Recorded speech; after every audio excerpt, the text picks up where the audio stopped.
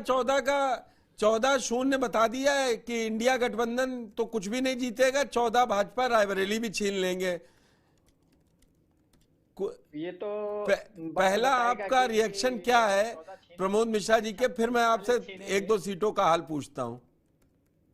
14 छीनेंगे कि 41 छीनेंगे ये तो आने वाला वक्त बताएगा। लेकिन आज एक जब वीडियो मैंने देखा और भारतीय जनता पार्टी के सहयोगी मित्र अपने आप उसमें जो बता रहा है, अपने आप को जिलाध्यक्ष बता रहा है उस पार्टी का, उसने जिस हिसाब से ठाकुर समुदाय या जाति के लोगों के लिए, उनकी माँ बहनों के लिए जिस तरीके से शब्दों का उपयोग किया, निश्चित तौर पर वो एक बहुत ही अशोभनीय और निंदनीय है। उसकी जितनी दुबे जी कुछ ऐसा विवादित बात जिसपे आप टेक ना ले पाए बाद में, ना तो ऐसे किसी बयान की चर्चा कीजिएगा ना या तो वीडियो की। मैं आपको वीडियो दिखा दूंगा। मैं उसी चीज को बात करता हूँ चौहान जी, जिस चीज की मेरे पास सबूत होता है, उसके अलावा मैं बात नहीं करता हूँ। ठीक है, ठीक है, याद रखना। नहीं मैं साफ करता चल रहा हूं। हाँ, ये मेरा सिस्टम है कि मैं कभी सुनी सुनाई बात पर बात नहीं करता हूँ। अगर मेरे पास सबूत नहीं होगा तो मैं बात नहीं करूंगा, सबूत होगा तो मैं बात करूंगा। और तो ठीक है, आप जो कह रहे हैं वो ठीक तो है। मैं अभी आपको सुनवा देता हूँ, ये देखिए क्या बोला है, क्या बोला है वो मैं सुनवा देता हूँ।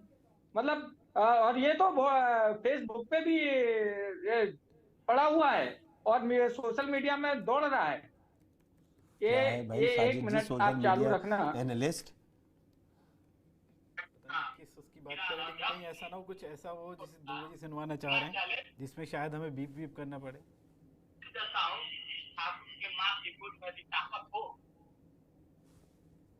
तो अपनी बहन बेटी को मेरे आधार पर सुना दे 1 करोड़ रुपया मैं उसको अपनी जायदाद पेश कर सकता हूँ।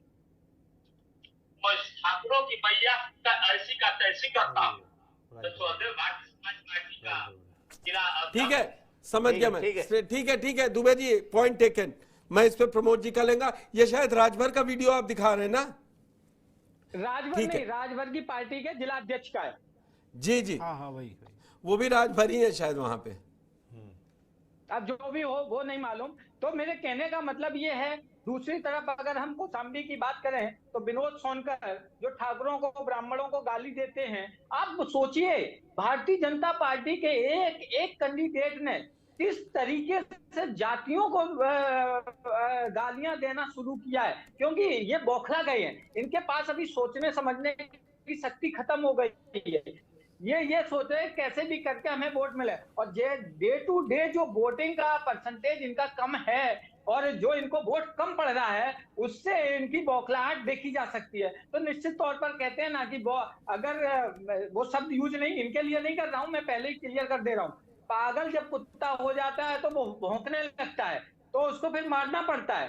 तो इनसे हम संदर्भ नहीं ले रहे, लेकिन एक बात बता रहा हूँ, एक कहावत थी, इनका स्थिति ऐसा हो गया है या इनके सहयोगी दलों का कि वो इस चीज को समझने ही नहीं चाहते कि जनता आपसे दूर जाना चाहती है, और इसीलिए जनता आप खुलकर इनका विरोध कर रहा है। इसीलिए दुबे जी ऐसे एक तो शब्दों का इस्तेमाल मत करिए, थोड़ा सा अच्छा नहीं है, क्योंकि टीवी पे आप बात कर रहे हैं। दूसरा सीधा सवाल था, राजा भैया वाला मामला था। कुल मिलाकर आप बता दीजिए, खुश तो बहुत होंगे ना? राजा भैया का बयान सुना आपने? देखिए राजा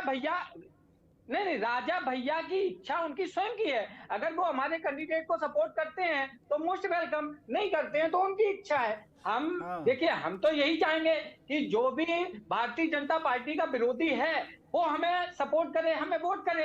अब अच्छा, अगर 14 ही सीटें इस चरण की मानी जाए दुबे जी, तो उधर तो 14 वो ले रहे हैं। आपके हिसाब से आपकी रिपोर्ट क्या कह रही है? 14 में कितनी आप पास सीटें जा रही हैं?